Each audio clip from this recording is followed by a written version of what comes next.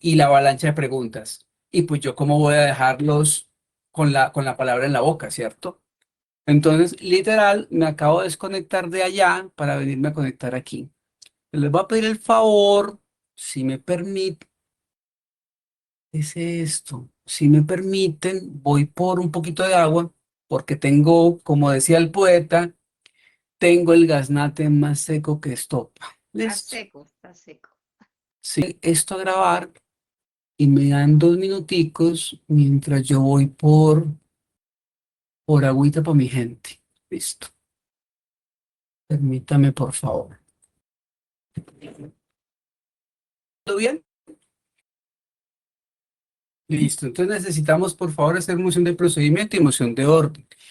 Lo que vamos a tratar hoy es un poquitico complejo. Entonces necesitamos full atención por un lado. Y segundo, sé que va a haber preguntas. Entonces, ¿quién nos va a hacer el favor de asumir la moderación por el día de hoy? No, pues, ¿quién es yo? ¿Quién es yo? Ce- Cecilia, pero entonces necesito que ponga las pilas y no nos pase como nos sucedió la última vez, ¿cierto? Que uno era Cecilia, Cecilia, Cecilia, ¿cierto? Bueno,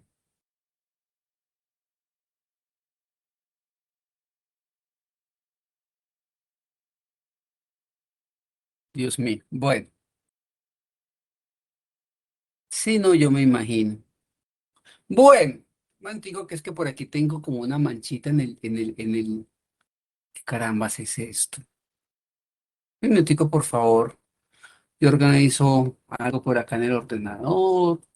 Mira, a ver, ¿qué es? Despejar pantalla y listo.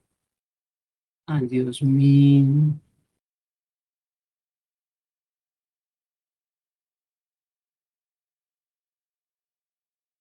Listo, perfecto, aquí fue. Entonces, bueno, buenas noches, gracias por la espera, gracias por la paciencia. El vio muy someramente el asunto de las tópicas freudianas, ¿no? El origen del psicoanálisis, las tópicas freudianas, teniendo tópicas por aquello de topos, que significa lugar, ¿no? Topografía, y hacíamos el símil de la mente humana como un escenario donde hay una tarima, y esa tarima tiene unos lugares, ¿cierto? Esos lugares son el consciente, el preconsciente y el inconsciente, y los actores que interactúan allí son el super yo y el ello, ¿verdad? Pero resulta que es que eso es apenas el aparato, por decirlo así. Hay más conceptos. Entonces, la invitación es para despojarnos de ideas previas y tener en cuenta que hay palabras que dentro del contexto del enfoque psicodinámico tienen un significado totalmente diferente al que le damos en nuestra vida cotidiana. Bueno, primero de ellos es el siguiente. Para Freud, lo que a nosotros nos mueve, él lo llamaba libido o energía sexual. Cuando decimos energía sexual, no nos estamos refiriendo a genitalidad, ¿sí?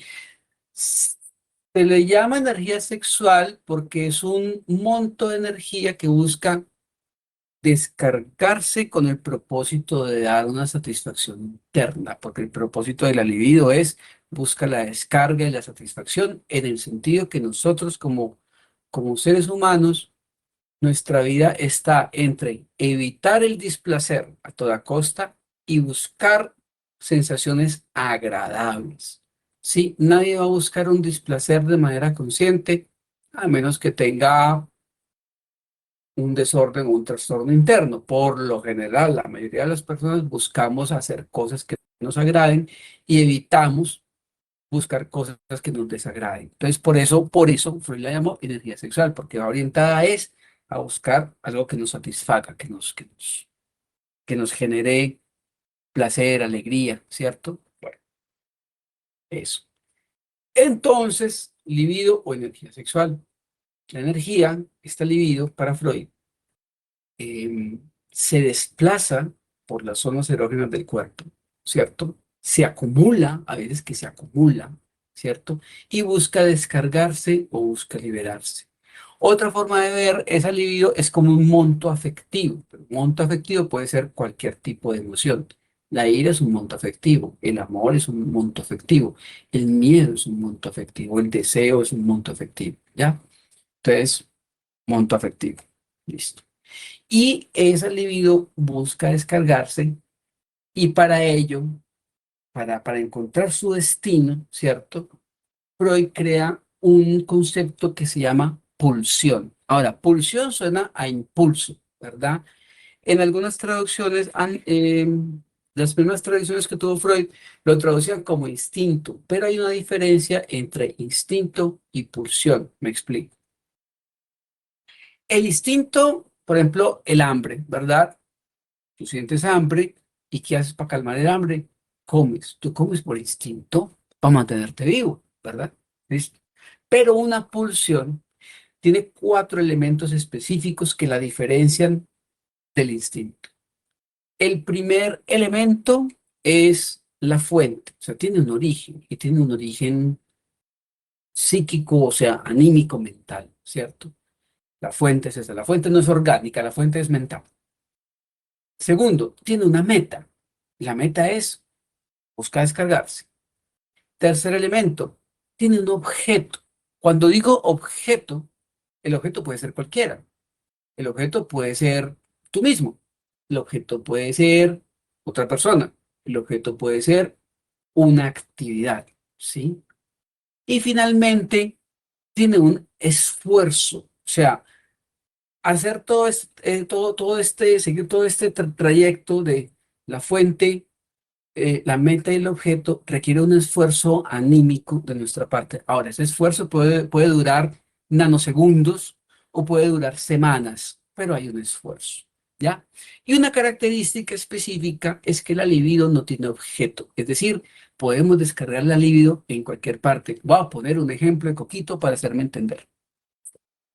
Terminaste con tu pareja, te quedó ese monto afectivo ahí, te quedas con ese sentimiento, ¿no? ¿Y qué voy a hacer con esto, verdad? ¿Qué voy a hacer con este que siento? Se fue mi objeto de amor, se fue ese objeto donde yo había depositado ese monto afectivo, donde yo había depositado ese alivio. ¿Qué hago? Algunas personas cogen al primer desprevenido, la primera desprevenida que pase, ¿cierto? Porque pues aquello de que un clavo saca otro clavo, venga para acá, ahí lo que está haciendo es que está poniendo ese monto afectivo en un objeto X, un objeto externo X que le dio por pasar por ahí y venga que lo necesito para desquitarme, ¿cierto? Otras personas eh, lo ponen sobre una actividad, ¿ya? Es decir, listo, rompieron conmigo, voy a, yo no sé, voy a pintar la casa para distraerme, ¿cierto? Voy a, no sé, construir una casa en el árbol, me voy a dedicar al deporte, ¿cierto? O sea, está poniendo esa libido en un objeto. O bien, este, terminaste con tu pareja, tienes ese monto que haces ahí, entonces lo vuelcas sobre ti. Entonces hay personas que se dan el segundo aire, pintan el cabello, se hacen el corte, tratan de verse bien, está poniendo esa libido ahí. Hasta ahí me estoy haciendo entender. Sí, señor. Sí, profe. Sí, Listo, profe. listo, perfecto. Bueno, entonces, am, hay dos tipos de pulsión, ¿ya? Freud la llamaba eros y thanatos, es decir, pulsión de vida, pulsión de muerte, ¿no? Eros de erótico, ¿cierto? Thanatos de lo tanático, de lo que la muerte. ¿Por qué? Porque la pulsión de vida o la pulsión de eros va orientada a acciones o actividades que pueden ser prosociales o que pueden ser edificantes o que pueden ser, digamos, socialmente adecuadas, deseables, ¿cierto? O que por lo menos no generen disturbios o perturbaciones, ¿verdad? Ni a nivel social, ni a nivel anímico, ni nada. Y hay otras pulsiones que son las tanáticas, que son las agresivas, ¿cierto? La ira, ¿cierto? El dolor, ¿cierto? Pero el hecho de que sea una pulsión de muerte no significa necesariamente que sea necesariamente dañina, porque es que eh, la libido, la pulsión, las pulsiones y los destinos de pulsión van a depender mucho de algo que se llama mecanismos de defensa. Y se llaman mecanismos de defensa porque son mecanismos de nuestra mente, de nuestra psique, ¿cierto? Para defender a nuestra conciencia de asuntos, ideas, sentimientos o emociones que pueden ser inconciliables para la conciencia. Voy a poner un ejemplo. Hiciste algo en el trabajo que, no sé, era indebido o lo que fuera, o el jefe se levantó de malas pulgas, total que ese día te cantaleteó el jefe, ¿no? Venga, que usted, que mire, con razón, sin razón, de buen tono, de mal tono, total que la cantaleta, no, pa. Tu primer pensamiento es cascarle al jefe. No puedes porque te despiden, ¿cierto? O gritarle, no puedes porque te despiden o te llevan al comité de convivencia, te hacen un plan de mejora yéndote bien, ¿cierto? Bueno, yéndote bien. Y eso pues que si lo pegas y te despiden, entonces te pones en riesgo de una acción penal por lesiones personales. Bueno, entonces, ¿qué te toca hacer? Quedarte callado, ¿ya? ¿Y qué pasa con eso? Entonces, hay un monto efectivo que está ahí acumulado, ¿sí? Que necesita desplazarse, necesita descargarse. ¿Qué hace? ¿Qué haces? Muchas personas lo que hacen es que cogen y ese día se desquitaron con la pareja, ¿sí? Por lo que haya sido. Hola, amor, ¿qué ahora de qué nada? ¿Cierto? Y pues, ¿hasta qué le pasó? ¿Qué fue lo que hicieron en el trabajo? Porque no es boba la persona, ¿verdad? Bueno. Ahí, por ejemplo, sí, hay una pulsión que hay ahí, ¿verdad? Y le estamos desplazando ese monto afectivo que debería estar volcado hacia ese jefe que te cataleteó, lo estás desplazando hacia un objeto que es menos amenazante para ti, que es tu pareja, porque tu pareja no te va a despedir, ¿cierto? Y si lo haces con tu pareja es porque tu pareja no va a responder de la misma manera o bueno, lo que sea. Entonces, ¿por qué se llama mecanismo de defensa? Mecanismo de defensa es porque el inconsciente, ¿verdad? Tú quisieras saltarle a la yugular a tu jefe, arrancar la cabeza o por lo menos cascarle, o por lo menos gritarle y decirle, cantarle las 40, ¿verdad? No lo haces, ¿sí? ¿En qué consiste ahí el mecanismo de defensa? Que nadie en su sano juicio va a reconocer, sí, ya sabe que yo sabía que iba a matarle, pero no lo hice y por eso fui y le casqué a mi mujer. Hay gente que sí lo hace, pero a posteriori, no en ese momento, ¿sí? O sea, nadie sale del trabajo después de una cantaleta del jefe a decir, puta, espera y verá, me vas a quitar con mi mujer. Nadie opera así, nadie, o sea, sí opera a nivel inconsciente, pero, pero entra el mecanismo de defensa. Entonces, el mecanismo de defensa es para que esa idea es inconciliable con tu conciencia, con tus valores, porque tú eres una persona de bien, tú eres una persona bien portada, nadie va a pensar eso de ti, como les ocurre, ¿cierto? Entonces, por eso, y al día siguiente muchos llegan con el arrepentimiento, a veces sincero. Amor, no sé qué me pasó, tú sabes que yo no soy así, discúlpame por favor, ta. Este es un ejemplo de Coquito, pasa mucho, es una explicación para ilustrar cómo opera, ¿cierto? Como esto, hay cualquier tipo de situaciones y cualquier tipo de cosas, y en el enfoque psicodinámico hablamos de varios mecanismos de defensa. En tanto, esos mecanismos de defensa le ayudan a la conciencia, ¿cierto? A seguir pensando que somos buenas personas cuando en realidad por allá en el trasfondo, por allá en la trastienda, por allá en lo inconsciente, hay deseos reprimidos, ¿cierto? Que tratan de salir a flote. Y la manera en que salen a flote es a través de los mecanismos de defensa. Ahora, no todo es turbio, ¿cierto? Yo les ponía a ustedes el ejemplo, creo, la vez pasada. Tienes que entregar un informe tu trabajo al día siguiente, o tienes que hacer alguna actividad laboral al día siguiente. Yo no sé, levantarte más temprano, cubrir un turno temprano, algo. Pero ese día, cumpleaños, tu partner, tu mejor amigo, tu mejor amiga, tu mejor amiga. Entonces, ¿tú qué haces? Pues yo les ponía el ejemplo, ¿no? Que el super yo está ahí, vea, mire, usted tiene que trabajar, como le ocurre, y él ya está, no, nada, yo quiero irme, la vida es un ratico, y el yo negocia. ¿Cómo negocia el yo? Con el mecanismo de defensa, ¿sí? Entonces, ¿qué es lo que hacen muchas personas? No, espere, veres, Voy, me tomo 2 traguitos, vuelvo, me trasnocho, tin, tin, tin. Ahí está, racionalizando. Eso es otro mecanismo de defensa que se llama racionalización, ¿sí? ¿Por qué? Porque nadie va a salir a reconocer, pues, sabe que va a tomarme 2 tragos y luego vemos qué pasa. No, le estamos dando contentillo al ello, pero no, queremos justificar ese comportamiento y decir, luego lo arreglo, ¿verdad? Les ponía el ejemplo, creo, si no se si ya se los puse, me disculpan, pero es para ilustrar. Mike Tyson, boxeador, peso pesado, campeón mundial en las 3 ligas de boxeo, comenzó a irle mal. Digo, él tuvo una niñez muy difícil, una vida muy dura, volcó toda su ira, toda su agresión en el deporte. Sí, y era famoso porque sus peleas duraban 5, 10, 20 segundos, o sea, rara vez duraban más del minuto. Cuando comenzó Mike Tyson a perder peleas, cuando comenzó a irle bien en la vida, cuando ya tenía dinero, cuando tenía una esposa que lo quería, cuando tenía una familia que lo quería, cuando ya no tenía problemas, cuando ya no tenía agresión para canalizar. Eso que él hizo, tomar su ira y volcarla en una actividad, es decir, el monto afectivo, la libido, a través de la pulsión tanática, ¿cierto? La descargó de un objeto, este objeto era el deporte, era una actividad prosocial. Entonces, en ese sentido, Mike Tyson está sublimando, porque otro mecanismo de defensa es la sublimación. Cuando tomas tus pulsiones tanáticas, tus pulsiones negativas, por decirlo así, y las canalizas en una actividad socialmente deseable o una actividad prosocial, ¿cierto? Hay otros mecanismos de defensa que nosotros conocemos en la vida diaria. Hay uno que se llama transformación en lo contrario. Nosotros lo conocemos como del amor al odio, hay un solo paso. O solo se odia lo que se amó. ¿Cómo funciona? Ah, pues tu pareja rompió contigo. ¿Qué hago con este monto? ¿Sí?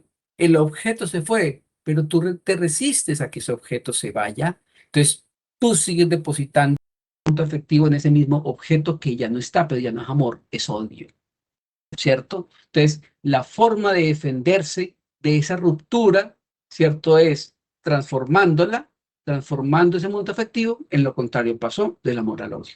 Y así logró tener esa estabilidad y defenderse del hecho de que lo habían dejado. Hay otro mecanismo de defensa que es muy parecido, ¿cierto? Que se llama formación reactiva. Voy a utilizar un ejemplo de Coquito. En un jardín infantil, cuando a un niño le gusta una niña y el niño no quiere que nadie se dé cuenta, ¿qué hace el niño? Va a alejar el pelo, la molesta, la empuja, hasta le hará bullying, ¿cierto? Pero que no quieren que se dé cuenta que a ese niño le gusta esa niña. Entonces, formación reactiva. El objetivo de la formación reactiva es ocultar del mundo externo un miedo que nosotros tenemos, ¿sí? Entonces, por ejemplo, no sé, Juan es hijo de un padre alcohólico. Juan se dedica a hacer campañas contra el alcoholismo. Hasta ahí todo bien, ¿verdad? Pero Juan critica fuertemente a las personas que son alcohólicas. Tú me preguntaría, ¿por qué las criticas? Y supuestamente tú estás haciendo una campaña para ayudarlas. ¿Qué es lo que pasa ahí? Ah, porque si vemos más a profundidad, la crítica de Juan está ocultando el hecho de que Juan puede sentir miedo de que los demás se den cuenta, de que él tiene miedo de volverse como su papá. Entonces, para que nadie sospeche, lo oculta así. ¿Listo? Ese es un ejemplo de formación reactiva. Proyección es otro mecanismo de defensa. Entonces, por ejemplo, nuevamente rompiste con tu pareja. Entonces, tus amistades no te dicen nada. Tú simplemente les dices a tus amistades, mi pareja me extraña tanto como yo extraño a mi pareja. Así no tengas evidencia de eso.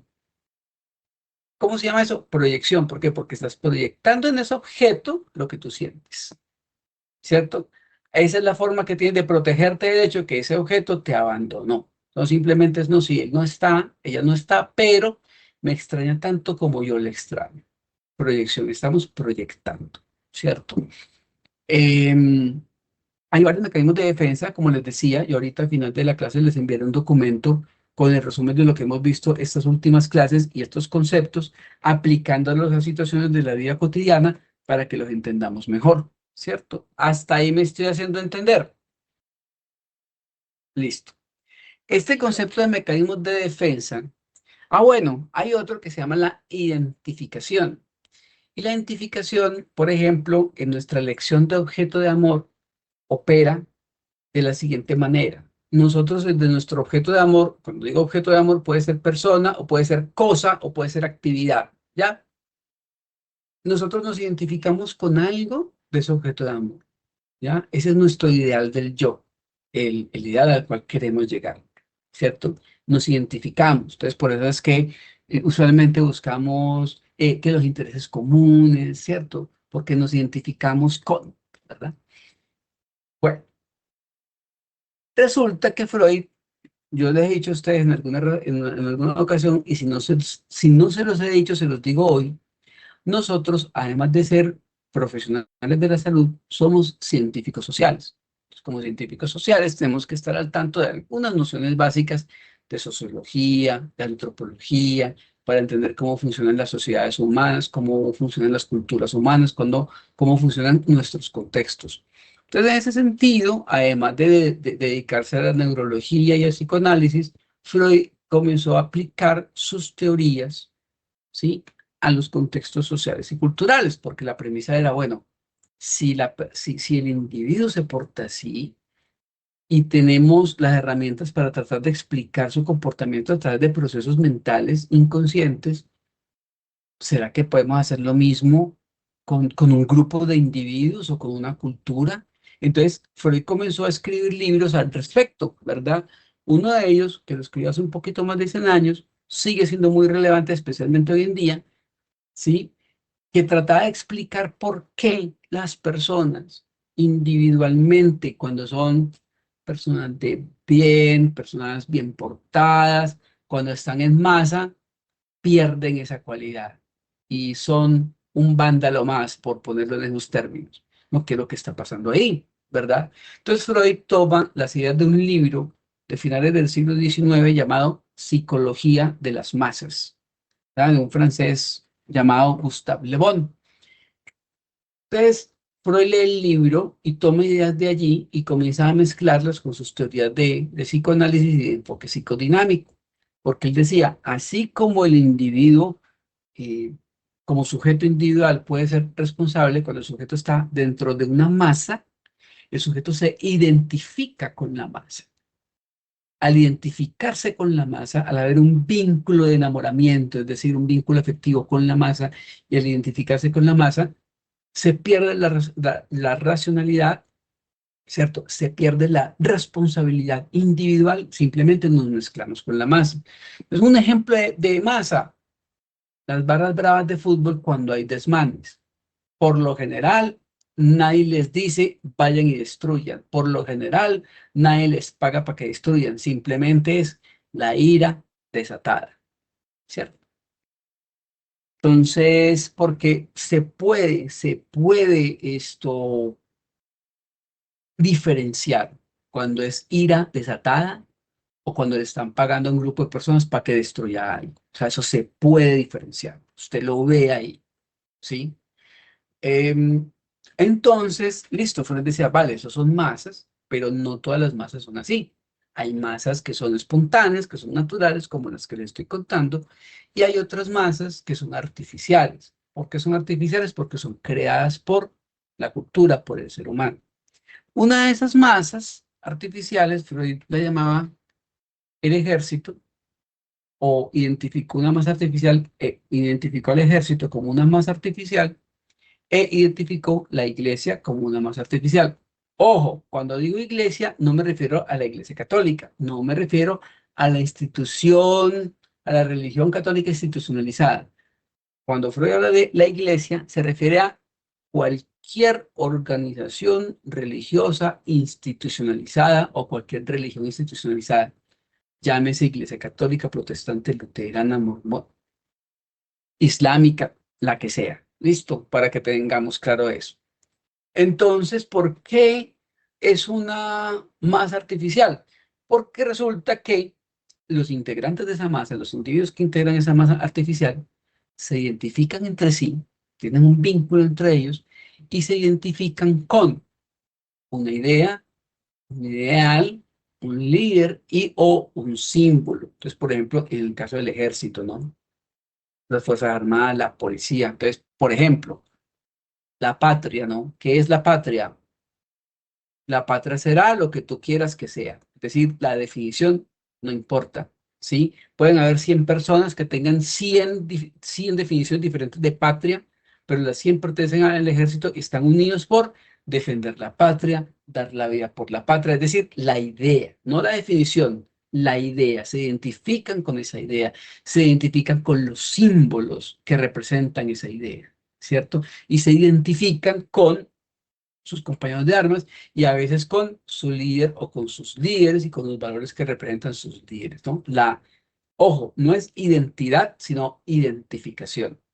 Otro tanto pasaría con lo que Freud llama la iglesia. Entonces, por ejemplo, vivimos en Colombia, un país 85% cristiano, 75% católico, más o menos, redondeando cifras, no estoy seguro de los porcentajes, pero me entienden a lo que me refiero. Entonces, por ejemplo, entre los creyentes cristianos, sin importar su denominación, sin importar su diferencia, todos y cada uno de ellos se identifica con Cristo. Por eso se llaman cristianos, se identifican con Cristo, con los valores de Cristo, con las enseñanzas de Cristo, quieren ser como Cristo, ese es su ideal, ese es su ideal, lo que quieren llegar allá y se identifican con ese símbolo, ¿sí? Y entre los creyentes de esa misma comunidad, de esa misma masa artificial, existe ese vínculo y esa identificación con los demás.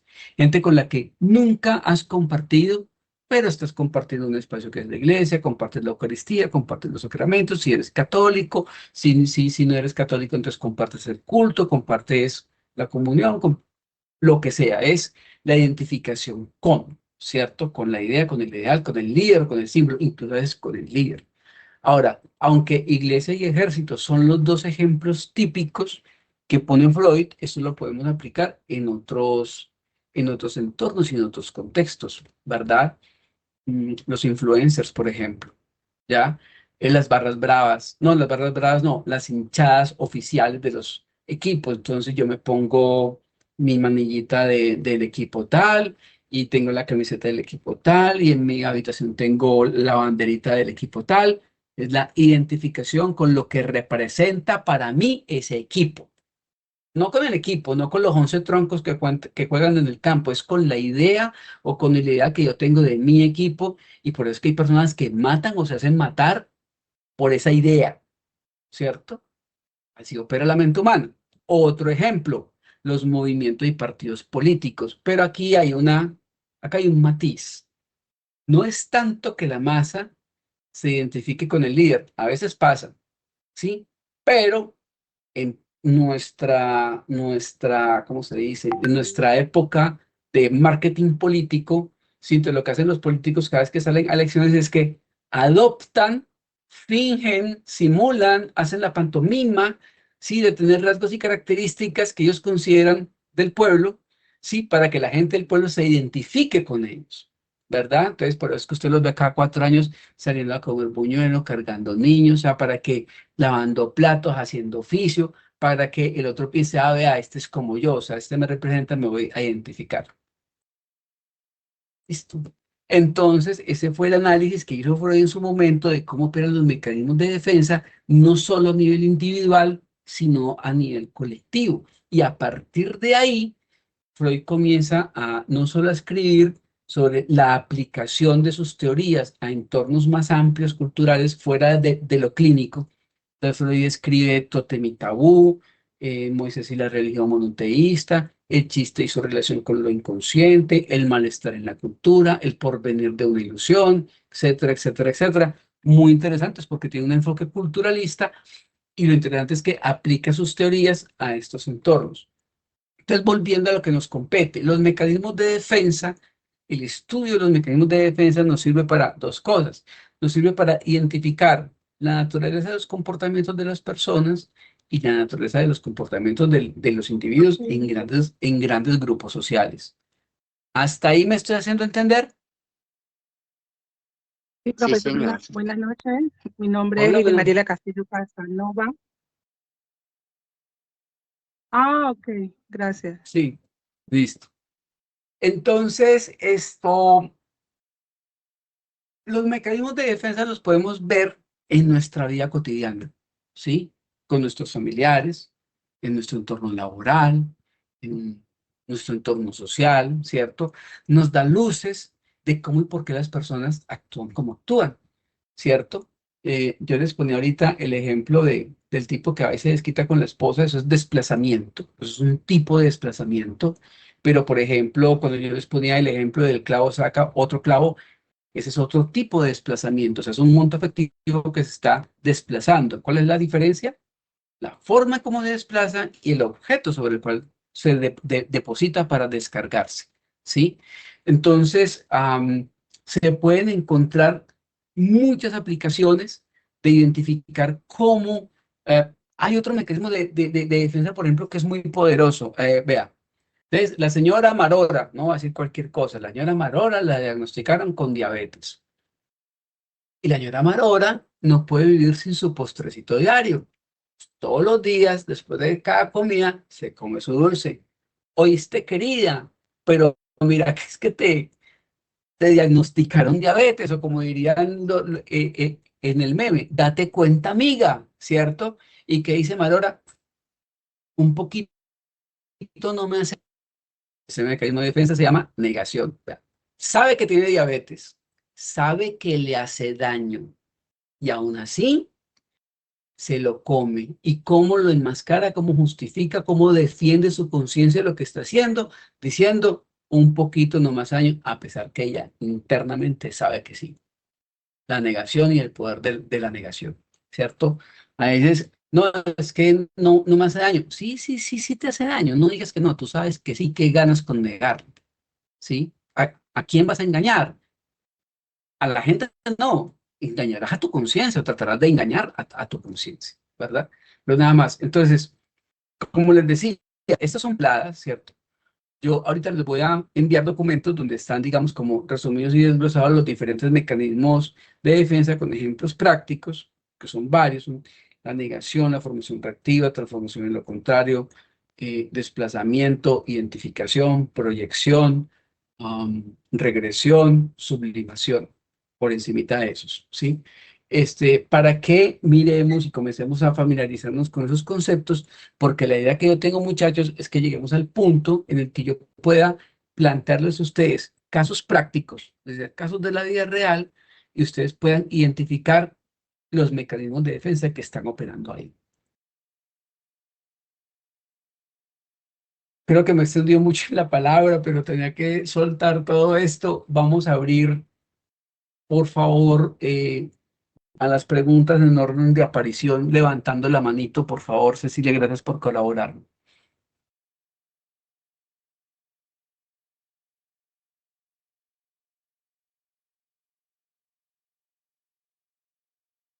Nelson, buenas noches. Profe, buenas noches. Buenas noches para todos. ¿Cómo vamos? Bien, ¿y ustedes, profe? Bien, señor. Profe, en el mecanismo de defensa del amor al odio, donde la persona ya no ama a su pareja, sino que inicia un proceso de odio, ¿esto sucede naturalmente o la persona es consciente? Muchas veces no es consciente. La mayoría de las veces no es consciente. Ah, ok. Gracias. Ujú. Con gusto, Nelson.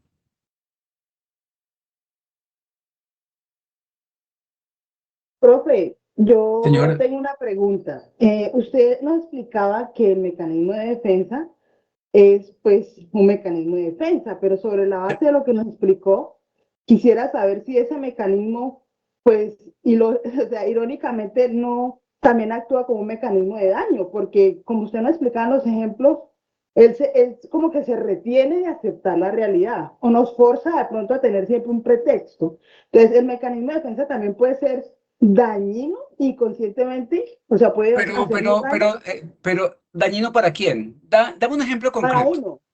A ver, por ejemplo, Por ejemplo, ahorita la señora que tiene diabetes y se así, niega de pronto, sí, la señora que tiene diabetes, sí, ¿cierto?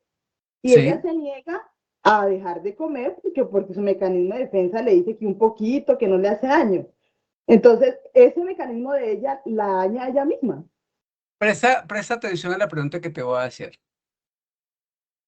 ¿Por qué se llama mecanismo de defensa? Qué es lo que intentamos defender o de qué nos estamos defendiendo? En ese caso sería como intentar defender nuestro propio gusto, ¿cierto? No, no, Ok, no, no. Presta atención a lo que te voy a decir. El mecanismo de defensa se llama así, porque el propósito del mecanismo de defensa es defender nuestra conciencia de algo que sabemos que no es adecuado, ¿ya? Porque el hecho, va a poner el ejemplo de la diabetes. Si la señora interioriza, o sea, nadie va a decir, vea, mire, ¿sabe qué? A mí me diagnosticaron diabetes y me va a comer esto dulce. No me importa hacerme daño, yo sé que me estoy haciendo daño, sí, pues no me importa. Casi nadie va a hacer eso. Todas las personas van a intentar justificarlo, ¿sí? Entonces, ¿por qué? Porque precisamente se llama defensa, es porque en el momento en que hagamos consciente, ¿cierto? Nuestro deseo de hacernos daño conscientemente, eso es inconsiderable, porque ¿a quién en su sano juicio se le ocurre hacerse daño? ¿Me estoy haciendo entender? Heidi, la persona que preguntó, sí, señor, sí, sí, profe. listo, listo. Entonces, nadie en su sano juicio va a salir a decir, vea, ¿sabe qué? A mí no me importa, me dieron diabetes, pues me voy a comer esto porque es mi cuerpo, es mi vida y yo me dañaré. Casi nadie, o sea, sí va a haber gente que lo haga, ¿sí? Pero casi nadie lo va a hacer. Todos van a intentar justificarlo. Ahora, dependiendo. En el caso de un poquito no me hace daño, es negación. Ella está negando lo que ella sabe que es verdad. Pero no todo el mundo lo va a hacer así. Van a haber personas que digan, bueno, listo, es una porción de 20 gramos, de los cuales tenemos 5 que son de glucosa. Entonces, dentro de mi organismo no va a dejar una marca significativa. Racionalización, ¿sí? En vez de decir, bebé, me va a embutir esto, que yo sé que me va a hacer daño, porque el mecanismo de defensa no es defendernos orgánicamente, sino aquí nuestra conciencia. Vuelvo y pongo la situación. La premisa parte que hay una serie de deseos e ideas inconscientes en nosotros, que son inconscientes porque son terribles, que son inconscientes porque si las sacamos fuera y las hacemos conscientes, no vamos a encajar en lo que está consensualmente aceptado como sociedad. Todos queremos ser percibidos como buenas personas, como personas de bien, ¿cierto? Muchos me gusta pensar que la gran mayoría lo somos, habrá personas que no, pero por lo menos tratan de aparentar de que sí, ¿cierto? El ejemplo del tipo que lo cantaleteó el jefe y fue y le cascó a la esposa, ¿cierto? ¿Qué es lo que está pasando ahí? Nadie va a salir de la oficina del jefe a decir, jefe tal por cual, hijo de tantas, pero espere y verá, yo no le puedo pegar a él, entonces mejor voy y le pego a mi esposa. Nadie piensa así conscientemente, ¿cierto? Porque el momento, ¿cierto? En que ese pensamiento aflora la conciencia, lo primero que hacemos es, yo no soy así, yo no, ¿cómo voy entonces, por eso es que usted los ve al día siguiente arrepentidos. Yo no soy así, no sé qué fue lo que me pasó, no sabía lo que estaba haciendo, etcétera, etcétera, etcétera. Porque aceptar lo contrario es inaceptable. Aceptar que en real, señora,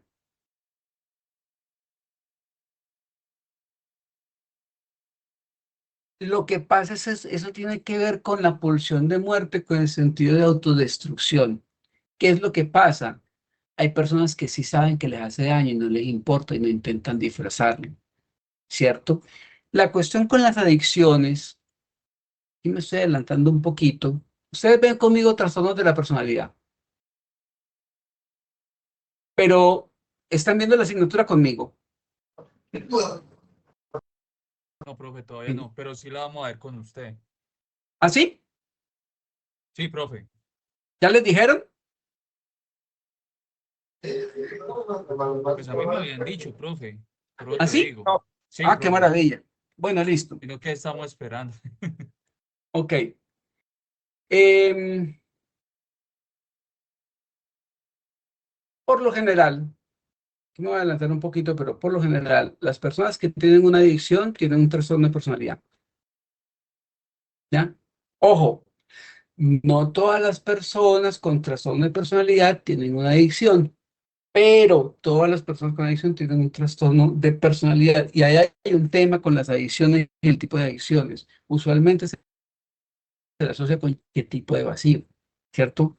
Entonces, yo ahorita al principio que decía, esa libido, ¿cierto? Se descarga en un objeto, y ese objeto puede ser una persona, una actividad o tú mismo, ¿verdad? Entonces, la libido busca descargarse a través de la pulsión, una pulsión tanática, una pulsión autodestructiva, es el consumo de sustancias.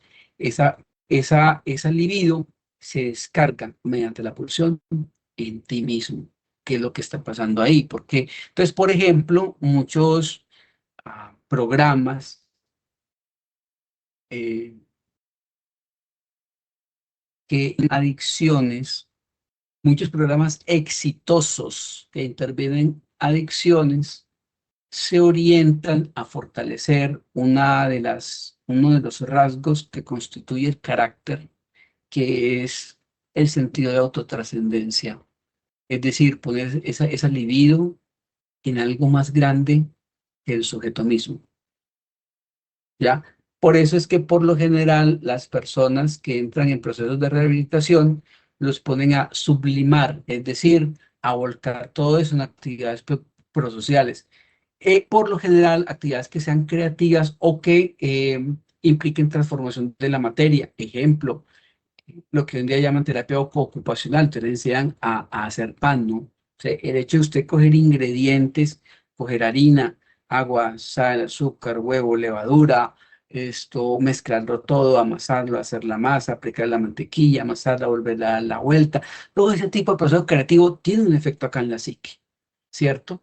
Entonces, ahí se trata de resignificar la manera como el sujeto está tramitando su pulsión. Entonces, digamos sí, pero pues hay que matizar también qué es lo que está pasando allí y por qué esa pulsión se está volviendo en contra tuya, es decir, en contra de la persona que está dentro de esta situación de consumo.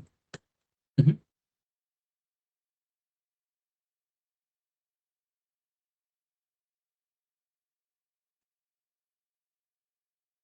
Hola, hola, ¿qué tal, profe? ¿Cómo estás?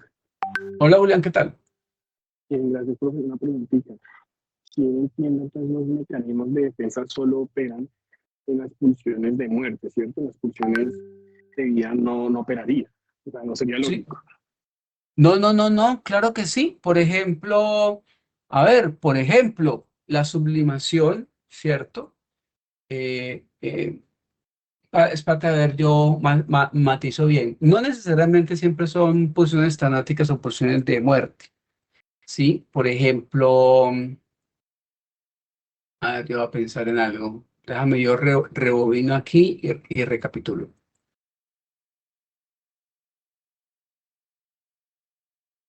En la identificación, por ejemplo, no hay una pulsión de muerte, o bueno, en la mayoría de los casos, no hay una pulsión de muerte en juego, ¿cierto? Cuando tú te identificas, voy a poner el ejemplo de la religión. Cuando tú te identificas con una figura, un símbolo, una idea o un ideal religioso, te está llamando a algo de sentido de trascendencia que es más grande o superior a ti a nivel simbólico. Ojo, estamos dejando lo metafísico por fuera, listo, simplemente para ilustrar. Entonces, digamos, yo soy una persona que quiero hacer el bien en la vida o me siento bien haciendo el bien a otras personas, ¿sí? Encuentro en una comunidad religiosa una manera de yo llevar ese sentido de autotrascendencia en la identificación con esos valores. Entonces, no todo el mundo, por ejemplo, que está en una actividad religiosa es porque necesariamente esté sublimando. A veces es porque se está identificando con un valor, con una misión, que le encontró ese sentido a su vida. Entonces es cuando tú los ves haciendo voluntariados, por ejemplo, ¿sí? Cuando hacen voluntariados, cuando hacen catequesis, cuando hacen escuelas bíblicas, independientemente de denominación que haya, allí hay una identificación y no necesariamente todos están tapando u ocultando algo. ¿Sí me estoy haciendo entender?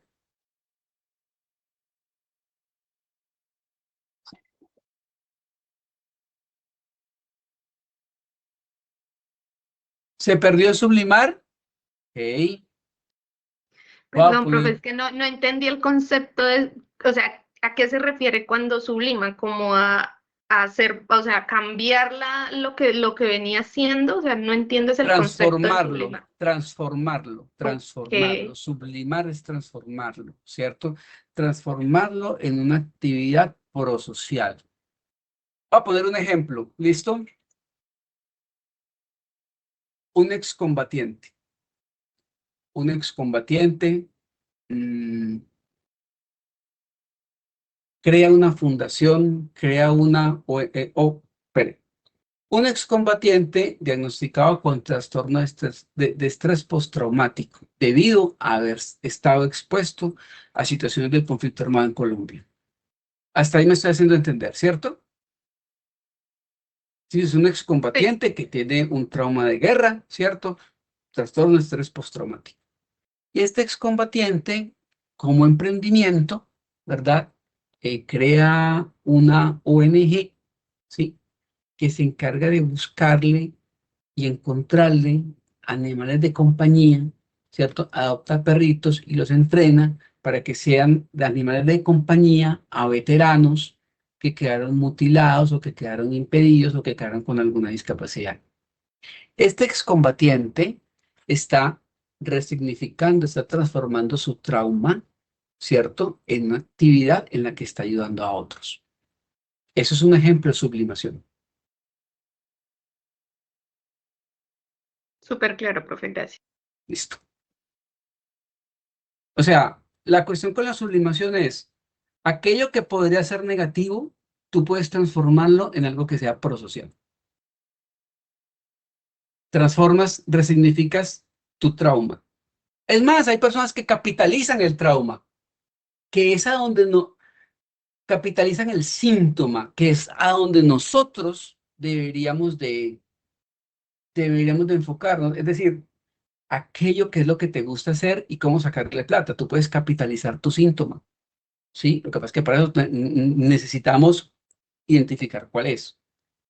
Voy a poner un ejemplo. Aquí en Medellín tuvimos el caso de una psicóloga organizacional, ¿verdad? Alejandra se llama ella. Pero Alejandra tenía un interés personal en una rama que en esa época no era muy explorada, que era la sexología. ¿Ya? Sí, ella trabajaba como psicóloga organizacional, pero su interés era la sexología. Y comenzó a incursionar en ese tema. Le fue tan bien que logró tener un programa de televisión en un canal público pagado con nuestros impuestos sobre sexo. Capitalizó su síntoma.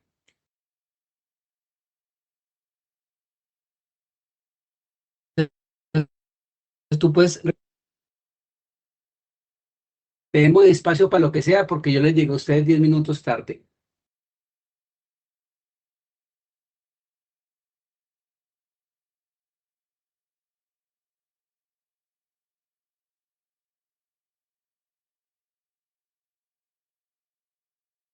Más o menos, más o menos, más o menos, más o menos. ¿Qué pasa con el narcisismo? El narcisismo vuelca su libido en él o en ella, pues, ¿cierto?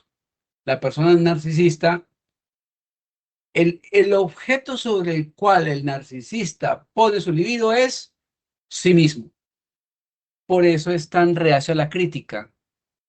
Por eso es que cualquier crítica que le hacen toma como si fuera envidia. No es que a mí me tenga envidia. No, ahí está proyectando, por ejemplo, ¿cierto? Ahí el narcisista está proyectando, ¿verdad? Pero en el caso, en el ejemplo que yo les ponía del tipo que casca a la mujer, ahí no sería tanto el narcisista, sino simplemente una persona que tuvo un mal día y se desquitó con la mujer, es decir, desplazó ese monto afectivo, esa ira, en un objeto que no representaba amenaza para él. ¿Qué es lo que pasa? Que una cosa es, digamos, que alguien que lo haga de vez en cuando porque no sabe tramitar sus emociones, porque no sabe manejar sus emociones, ¿verdad? A una persona narcisista, ¿cierto? Cuya pareja es una persona dependiente, que por lo general se organizan así: histeria con obsesión, narcisismo con dependencia. Entonces la coge de saco de boxeo cada 8 días o cada 3 días o cada lo que sea, ¿cierto? Porque eso es parte de la dinámica de ellos, ¿verdad? Y el narcisista va a decir que es que ella me provocó, es que ella se lo buscó, es que a ella le gusta, o sea, cualquier tipo de justificación antes de reconocer que es que él le pega porque a él le gusta pegarle a ella.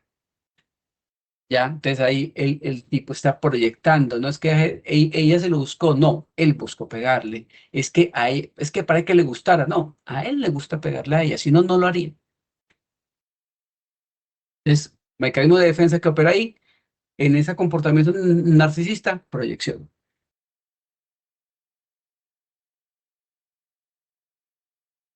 Listo. Sí, Ramón, claro, compañeros. Profe, buenas noches, ¿cómo están? hola. Profe, escuchando pues, el diálogo, el relato, les pregunté a los compañeros que hace más o menos 15 días tuve la oportunidad de ir por allá un día de sol, que no estaba, que no había sol, que valga la redundancia, y pude conversar con una compañera que era ex docente. Ahí cabe la posibilidad de emitir el duelo, porque ella me contó su historia, fue bastante triste un poquito. Llegamos como a ese diálogo, porque le decía yo que estaba próximo como a iniciar el programa de psicología. Entre ella de una manera como muy destapada, se abre y me dice de que ella participa en una fundación, en una ONG, donde ayuda a personas indigentes, personas en condiciones de calle, niños vulnerables, todas esas cosas. Le preguntaba yo por qué lo haces, pero ella me respondió que era una actividad que hacía su hijo, que era policía, y que lastimosamente en un atraco perdió la vida. Entonces, que ella hacía esto como por alimentar ese legado y esa continuidad de su hijo, pero también demostraba que habían actividades que no les gustaban, por ejemplo, como cuando había que entregarles comida a los indigentes, o de pronto bañarlos, ahí sí ella hacía, les esquivaba esa situación. Entonces ahí lo podemos llamar ese mecanismo de defensa, o ese duelo también se puede convertir en una manera como para espiarse, hacer una autoexpiación, como para en cierta medida olvidarse de la situación en la cual está viviendo. Pero muchas gracias. ¿Qué tipo de autoexpiación sería esa? ¿Ya qué estaría expiando? El dolor de esa pérdida, ese hijo eh, que defendía la patria, valga el tema que ahorita hablaba sobre la iglesia, Sí, eh, ella pues como que sigue, me dijo, yo sigo ese legado que mi hijo dejó. pues ahí por encimita y sin pegándome de la información que tú me estás dando, ahí hay una identificación con la actividad que hacía el hijo, ¿cierto? Ahora, que haya cosas que a ella le generan resistencia o repulsa es otra cosa, pero claro, es algo que hacía el hijo, ella lo está haciendo, ahí hay una identificación y él lo está haciendo como una forma de tramitar su duelo, Ah, ¿verdad? Ujú. Ahora, no sabemos cómo sea el dolor interno de ella y qué otras cosas haya de las cuales ella en su conciencia quiera defenderse de esos deseos o pensamientos que puedan ser inconciliables para la conciencia. ya de Igual, todos esos deseos e ideas reprimidas, ¿cierto? Por lo menos ahí está verbalizando cosas que no le gustan, entonces hay una ventaja, ¿cierto? Por lo menos ellas lo verbalizan, no tienen necesidad de fingirlo. Ujú. claro, pero ella según lo comentaba, era como una manera también de amortiguar todas esas, era trauma, dolor, Sí, duelo, claro, sí, claro, pero más que todo como darle sentido a la pérdida de ese hijo. porque la búsqueda de sentido es muchas veces uno de los motores con mayor fuerza para movernos, darle sentido a las cosas que hacemos, porque muchachos, la vida no tiene sentido, somos nosotros los que le damos sentido a la vida. Eso decía el filósofo Sartre y Heidegger. Ujú. Somos nosotros. Señora,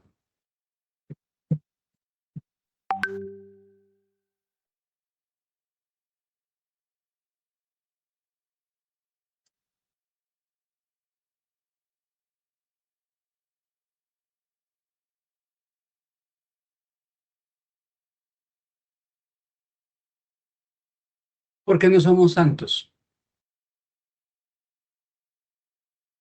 Porque no somos santos, porque somos seres humanos y seres humanos que en su mayoría, en nuestro contexto, criados en la culpa y criados en el miedo, en el que todo es pecado, ¿verdad? Entonces, al identificarnos con esa figura, con ese símbolo, tratamos de por lo menos obviar, limitar, dejar por allá, ¿cierto? Todo eso que tenemos allá y que son parte de los deseos naturales, reprimidos del ser humano y que ciertos credos religiosos consideran sucio y pecaminoso. Entonces, al identificarnos con símbolo, una figura, una idea religiosa, sí, nos estamos protegiendo del hecho que en el fondo seguimos siendo bestias, así nos cueste trabajo reconocerlo.